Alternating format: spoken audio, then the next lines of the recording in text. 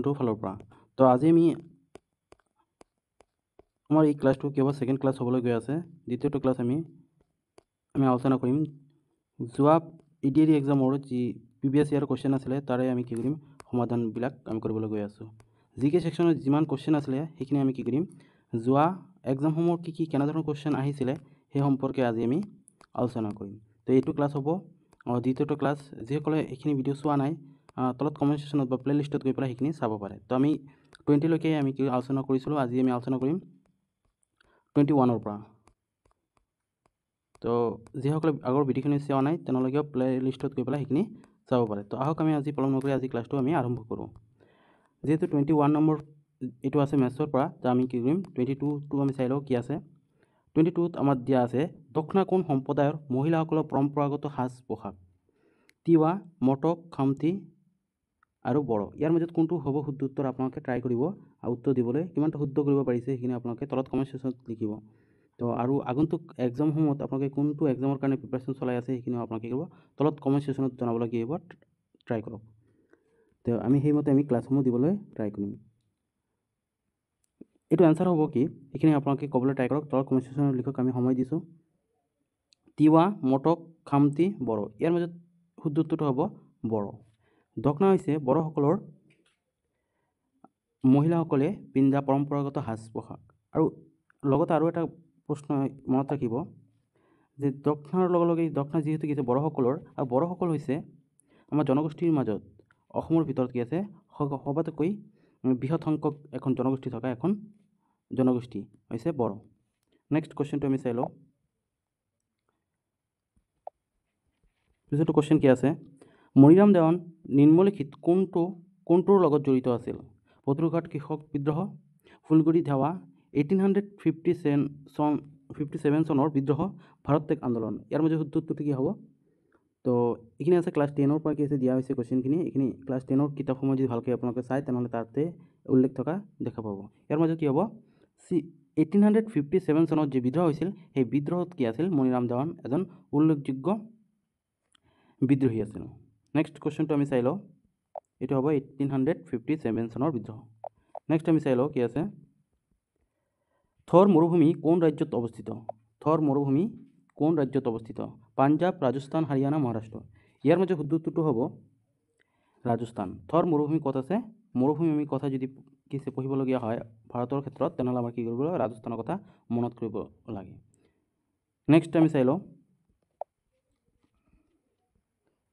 আমি এইসমূহ ভিডিঅ'ৰ লগতে আমি কি কৰিম প্ৰিভিয়াছ ইয়াৰ কুৱেশ্যনখিনি আমি আলোচনা কৰাৰ পিছত আমি কনচেপ্ট ৱাইজ আমি এটা টপিক হিচাপে আমি ক্লাছসমূহ দিবলৈ ট্ৰাই কৰিম। যদি আপোনালোকে এইখিনি বিচাৰে তেনেহ'লে আপোনালোকে এই চেনেলটো লাইক ছাবস্ক্ৰাইব কৰি বেল আইকনটো প্ৰেছ কৰিবলৈ নাপাহৰিব। তো 25 নম্বৰ কুৱেশ্যনটো আছে অসমৰ পৰা লক্ষ্য কৰিলে নতুন দিল্লী কোন দিশত অৱস্থিত? তো আপোনালোকে কি মেপখিনিও জানিবলৈ ট্ৰাই কৰিব যে কোনটো দিশত অসম আছে আৰু ভাৰতৰ কোনখিনি ৰাজ্য অৱস্থিত সেইখিনি আপোনালোকৰ কি হ'ব জনাটো অত্যন্ত প্ৰয়োজনীয়তা আছে। ইয়াৰ মাজত কি হ'ব উত্তৰ প্ৰদেশ, উত্তৰ পূব মানে অসমৰ পৰা লক্ষ্য কৰিলে নতুন দিল্লী কোন দিশত অৱস্থিত?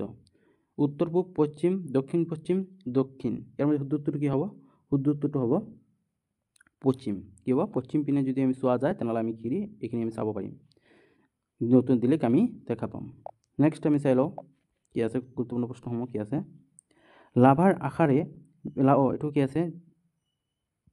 লাভৰ আশাৰে বিত্তীয় বিপদাশংকা বহন কৰি যি ব্যক্তিয়ে ব্যৱসায় স্থাপন কৰে তেওঁক কি বলা হয়? পুঁজিপতি, উদ্যোগী, ব্যৱসায়ী, আনা বিনিয়োগকাৰী। কি হ'ব ইয়াৰ মাজত শুদ্ধ উত্তৰটো কি হ'ব? উদ্যোগী। যিসকলে কি কৰে উদ্যোগ লয় লাভৰ আশাৰে কি কৰে তেওঁলোকে বিত্তীয় বিপদাশংকা বহন কৰি যি ব্যক্তিয়ে কি কৰে ব্যৱসায় স্থাপন কৰে। নেক্সট আমি চাই লওঁ নিম্নলিখিত কোনখন নদী দক্ষিণ পৰা উত্তৰ দিশলৈ বৈ যায়? এইখিনি কি কৰিব লাগিব অসমৰ যি নদ নদী আছে সেইখিনি আপোনালোকে ভালদৰে চাব লাগিব কোনখিনি কি আছে কোনখিনি নদী ক'ৰ পৰা কিছু উৎপত্তি হৈছে আৰু ক'লৈকে গৈছে ইয়াৰ শাখা নদীবিলাক কি সেই সম্পৰ্কে কি অৱগত হোৱাটো অত্যন্ত প্ৰয়োজনীয়তা আছে। তো 27 নম্বৰ প্ৰশ্নটো কি দিয়া আছে নিম্নলিখিত কোনখন নদী দক্ষিণ পাৰৰ পৰা উত্তৰ দিশলৈ বৈ যায়? চাৰিটা অপশ্যন আপোনালোকে চাই ল'ব কি হ'ব সোৱণশিৰি, মানস আৰু কপিলী না ৰঙা নদী। কোনখন নদী দক্ষিণৰ পৰা উত্তৰ দিশলৈ বৈ যায় সেইটো হৈছে কি কপিলী নদী। শুদ্ধ উত্তৰটো হ'ব কপিলী নদী। কপিলী নদী দক্ষিণৰ পৰা উত্তৰ দিশলৈ বৈ যায়। নেক্সট কুৱেশ্যনটো আমাৰ অসমীয়া খাদ্য হুৰুম কিহৰ পৰা প্ৰস্তুত কৰা হয়? তাল গুড়, পাণৰ পাত, বাঁহগছ, বৰা চাউল। ইয়াৰ মধ্যে শুদ্ধ উত্তৰটো কি হ'ব? ইয়াৰ মধ্যে শুদ্ধ উত্তৰটো আপোনালোকে দিবলৈ ট্ৰাই কৰক। চাৰিটা অপশ্যন ইয়াতে দিয়া আছে। কি হ'ব? ইয়াৰ মধ্যে শুদ্ধ উত্তৰ হ'ব বৰা চাউল। বৰা চাউলৰ পৰা হুৰুম কি হয় প্ৰস্তুত কৰা হয়, যি অসমীয়া এখন খাদ্য। কি হ'ব ইয়াৰ শুদ্ধ উত্তৰটো? বৰা চাউল। নেক্সট আমি চাই লওঁ কি আছে। জোনবিল মেলাত বাণিজ্য স্বতন্ত্ৰ বৈশিষ্ট্যটো হ'ল কি হ'ল? মানে ইয়াৰ ভিতৰত কোনটো কি হ'ব বৈশিষ্ট্যই কি কৰে? এই জোনবিল মেলাৰ বৈশিষ্ট্য আন পৃথক মেলাবোৰৰ পৰা বা কিছু অনুষ্ঠানৰ পৰা কি হয় পৃথক কৰি ৰাখিছে। কেৱল কল বেচাকিনি কৰা হয়, মহজুদ হয়, মহিলাৰ বাবে অনুমতি নাই বা বিনিময় প্ৰথা। বিশ্বৰ ভিতৰত যদি আমি জানিব পাওঁ তেনেহ'লে বৰ্তমান আমি যদি এখন উদাহৰণ আমি দেখা পাওঁ, সেই জোনবিল মেলাটো কি হয় তাত বিনিময় প্ৰথা সম্পৰ্কে আমাক এখন মেছেজ দিয়া হয়, য'ত কি হয় পূৰ্বতে যেনেকুৱা আছিলে বিনিময় প্ৰথাৰ যোগেদি আমি কিছু বস্তুবোৰ আমাৰ প্ৰয়োজনীয় বস্তুবোৰ এজনৰ পৰা আনজন হাতলৈ লোৱা হৈছিল। সেই বস্তুটো কি আছে ক'ত দেখা পাওঁ? জোনবিল মেলাত আমি এইখিনি আমি দেখা পাওঁ। নেক্সট কুৱেশ্যনটো আমি চাই লওঁ কি আছে।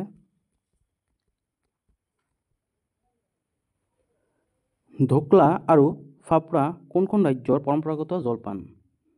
কি ঢোকলা আৰু ফাফৰা কোনখন ৰাজ্যৰ পৰম্পৰাগত জলপান? ৰাজস্থান, পাঞ্জাৱ, গুজৰাট, গোৱা। 30 নম্বৰ প্ৰশ্নটোৰ শুদ্ধ উত্তৰ কি হ'ব? তলত কমেণ্ট ছেকশ্যনত আপোনালোকে প্ৰশ্ন নম্বৰৰ লগত কি কৰিব? ইয়াৰ এনচাৰৰ যি অপশ্যন হ'ব সেইখিনি লিখিবলৈ ট্ৰাই কৰক। ঠিক হ'ব? ৰাজস্থান, পাঞ্জাৱ, গুজৰাট, গোৱা। ইয়াৰ মধ্যে শুদ্ধ উত্তৰটো হ'ব গুজৰাট। গুজৰাটত কি হয় ঢোকলা আৰু ফাফৰা কি আছে পৰম্পৰাগত জলপান হিচাপে ব্যৱহাৰ কৰা হয়। নেক্সট আমি চাই লওঁ কি আছে। নিম্নলিখিত কোনটো ভাৰতৰ সংসদৰ নিম্ন সদন? উচ্চ সদন কোনটো, নিম্ন সদন কোনটো সেইখিনি কি জানিব লাগে। এই সদনত কি আছিল সদস্য সংখ্যা কিমান সেইখিনিও কি জনাটো অত্যন্ত জৰুৰী হ'ব। কি আছে 31 নম্বৰটো কি হ'ব? ইয়াৰ শুদ্ধ উত্তৰটো কি হ'ব? বিধানসভা হ'ব না লোকসভা হ'ব, ৰাজ্যসভা না বিধান পৰিষদ? ইয়াৰ শুদ্ধ উত্তৰটো হ'ব কি হ'ব? লোকসভা। লোকসভা হৈছে যে ভাৰতৰ সংসদৰ ভিতৰত নিম্ন সদন বুলি উল্লেখ কৰা হয়। নেক্সট 32 নম্বৰটো আমাৰ কি আছে সেইখিনি আমি চাই লওঁ। নিম্নলিখিত কোনখন ৰাজ্যত সৰ্বাধিক কয়লাৰ ভাণ্ডাৰ আছে বুলি জনাজাত? ঝাৰখণ্ড, মহাৰাষ্ট্ৰ, কৰ্ণাটক, মিজোৰাম। ইয়াৰ মধ্যে শুদ্ধ উত্তৰটো কি হ'ব? ইয়াৰ মধ্যে শুদ্ধ উত্তৰটো হ'ব ঝাৰখণ্ড। ঝাৰখণ্ড হৈছে সৰ্বাধিক কয়লা ভাণ্ডাৰ আছে বুলি জনাজাত। কি হ'ব? ঝাৰখণ্ড। নেক্সট আমি চাই লওঁ কি আছে 33 নম্বৰটো কি হ'ব? মাইবং কোনখন ৰাজ্যৰ ৰাজধানী আছিল? মাইবং কোনখন ৰাজ্যৰ ৰাজধানী আছিল? কোচ ৰাজ্য, ডিমা হাছা, চুটিয়া আৰু কমতা। ইয়াৰ মধ্যে চাৰিটা অপশ্যনৰ ভিতৰত কোনটো হ'ব? ডিমা হাছা সকলৰ কি আছিল ৰাজধানী আছিল। ডিমা হাছা ৰাজ্যৰ কি আছিল ৰাজধানী আছিল মাইবং।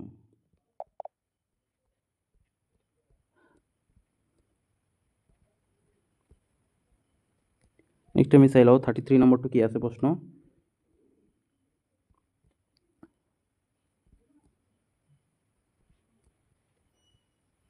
থাৰ্টি থ্ৰী কৈছোঁ, এতিয়া কিছু 34। দাণ্ডি যাত্ৰা কোনটোৰ অংশ আছিল? ভাৰত ত্যাগ আন্দোলনৰ, অসহযোগ আন্দোলনৰ, আইন অমান্য আন্দোলনৰ না পূৰ্ণ স্বৰাজ? ইয়াৰ মধ্যে শুদ্ধ উত্তৰটো কি হ'ব? কিবা আইন অমান্য আন্দোলনৰ কি আছিল লগত জড়িত বা অংশ আছিল। আইন অমান্য আন্দোলনৰ লগত জড়িত এটা কি আছে দাণ্ডি যাত্ৰা আছিল। নেক্সট আমি চাই লওঁ কেতিয়া দাণ্ডি যাত্ৰা হৈছিল, কোনে এই দাণ্ডি যাত্ৰা আৰম্ভ কৰিছিল সেইখিনি কি যে আমি নেক্সট আমি কি কৰিম যেতিয়া কনচেপ্ট ৱাইজ ক্লাছবোৰ দিম তেতিয়া কি সেইখিনি আলোচনা কৰিম। নেক্সট কুৱেশ্যন আমি চাই লওঁ আৰু কি আছে। নিম্নলিখিত কোনটো অসমৰ এক জিলাৰ নাম নহয়? পশ্চিম গোৱালপাৰা, কামৰূপ মহানগৰ, দক্ষিণ শালমাৰা, মানকাছাৰ, পশ্চিম কাৰ্বি আংলং। ইয়াৰ মাজত কোনটো কি হ'ব? আমাৰ অসমৰ এখন জিলা নহয় বুলি উল্লেখ কৰিব লাগে। ইয়াৰ মাজত কি হ'ব? পশ্চিম গোৱালপাৰা। গোৱালপাৰা ডিষ্ট্ৰিক্ট আছে বা জিলা আছে, পশ্চিম গোৱালপাৰা নামৰ কোনো ধৰণৰ জিলা নাই। নেক্সট আমি চাই লওঁ কি আছে 36 নম্বৰটো কি আছে। অসমৰ উত্তৰ দিশত কোনখন ৰাজ্য অৱস্থিত? অৰুণাচল, ছিকিম, মেঘালয়, নাগালেণ্ড। কি হ'ব? আমাৰ উত্তৰ দিশত কোনখন ৰাজ্য অৱস্থিত? কি হ'ব? অৰুণাচল। একেবাৰে ওপৰৰ পিনে কি হ'ব? অৰুণাচল প্ৰদেশ হৈছে আমাৰ অসমৰ এক ঠিক উত্তৰ দিশত থকা এখন আমাৰ কি আছে অসমৰ লগত সংযোগ থকা এখন ৰাজ্য, যি কি হৈছে নৰ্থ ইষ্টৰ এখন ৰাজ্য, যি 1963 এইটো নহয়। নেক্সট কুৱেশ্যনটো আমি চাওঁ কি আছে।